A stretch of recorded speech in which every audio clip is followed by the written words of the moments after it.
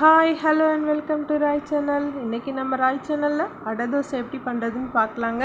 அதுக்கு நான் 4 வகையான பருப்பு எடுத்திருக்கேன். எல்லாமே ஒரு கப் அளவு தான் எடுத்திருக்கேன். துவரம்பருப்பு, கடலைப்பருப்பு, உளுத்தம்பருப்பு, சிறுபருப்பு, அதுக்கப்புறம் 1 கப் ரைஸ், அப்புறம் ஒரு 4-5 காஞ்ச மிளகாய்.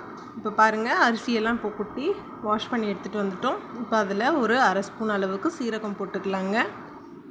அதுக்கப்புறம் காஞ்ச மிளகாய் நான் ஒரு 10 நபர்கிட்ட எடுத்து வச்சுருக்கேன். அதை இதில் போட்டுக்கிறேங்க. இப்போ இதில் தண்ணி ஊற்றி நம்ம ஒரு 2 மணி நேரம் ஊற வச்சுக்கலாங்க. அதுக்கு முன்னே கொஞ்சம் சோம்பு போட்டுக்கிறேன், ஒரு 1/4 ஸ்பூனு போட்டு மூடி வச்சிடலாங்க. இது ஊறட்டும். இதுக்கு இடையில் நம்ம சட்னி அரைச்சிட்டு வந்துடலாம். தேங்காய், உடச்சக்கல்ல, ஒரு 4 முந்திரி பருப்பு, பச்சை மிளகாய், இதை வச்சு இப்போ நம்ம ஒரு சட்னி அரைச்சி தாளிச்சிடலாம். நேரம் நல்லா ஊறிடுச்சுங்க. இப்போ இதை நம்ம ஜாரில் போட்டு அரைச்சிக்கலாம். நான் ஒரு துண்டு புளி போட்டுக்கிறேன் ஃபஸ்ட்டு. அதுக்கப்புறம் இந்த அரிசி பருப்பெல்லாம் ஊற வச்சுருக்கேன் இல்லையா, நல்லா தண்ணி இருத்து எல்லாத்தையும் ஜாரில் ஷிஃப்ட் பண்ணிக்கலாங்க. மொத்தமாக எடுத்து போட்டு நம்ம அரைச்சிக்கலாம். பாருங்கள், காஞ்ச மிளகாய் நல்லா ஊறிடுச்சு.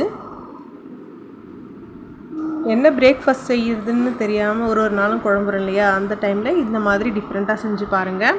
ஒரு 2 பத்து தேங்காய் போட்டிருக்கேன், அவ்வளோதாங்க. இப்போ நம்ம அரைச்சிட்டு வந்துட்டோம். ஒரு ஸ்பூன் உப்பு போட்டு தண்ணி விட்டு நான் நல்லா கரைச்சி எடுத்துக்கிறேன்.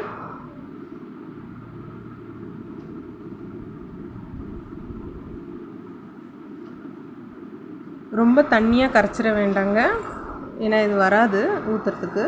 இப்போ ஒரு 2 வெங்காயம், கொத்தமல்லி, கருவேப்பிலை இதெல்லாம் பொடியாக நறுக்கி வச்சுருக்கேங்க.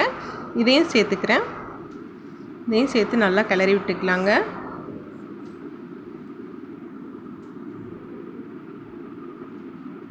ஒரு துண்டு இஞ்சி நறுக்கி வச்சுருக்கேன். இப்போ இதையும் சேர்த்து நம்ம இதில் கலந்துக்கலாம்.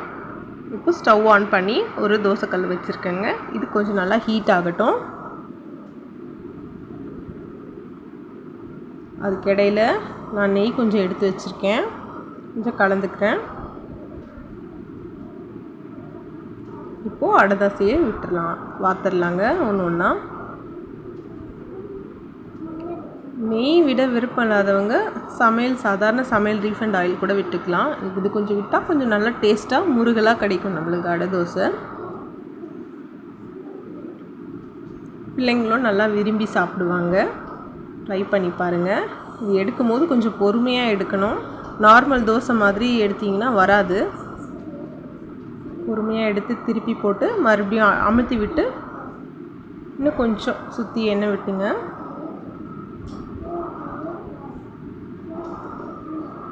அவ்வளோதாங்க, நம்மளோட அடை தோசை சூப்பராக ரெடி ஆகிடுச்சு. பாருங்க, செஞ்சு பாருங்கள். நீங்கள் டிஃப்ரெண்ட்டாக இருக்கும். ஹெல்தி பிரேக்ஃபாஸ்ட் கூட ரொம்ப நல்லா இருக்கும். பாருங்கள் எவ்வளோ சூப்பராக வந்துருச்சு. இப்போ சட்னியோட நம்ம அடை தோசை சாப்பிட்றதுக்கு ரெடி. செஞ்சு பாருங்கள் ஃப்ரெண்ட்ஸ். கமெண்ட்ஸில் சொல்லுங்கள். தேங்க்யூ.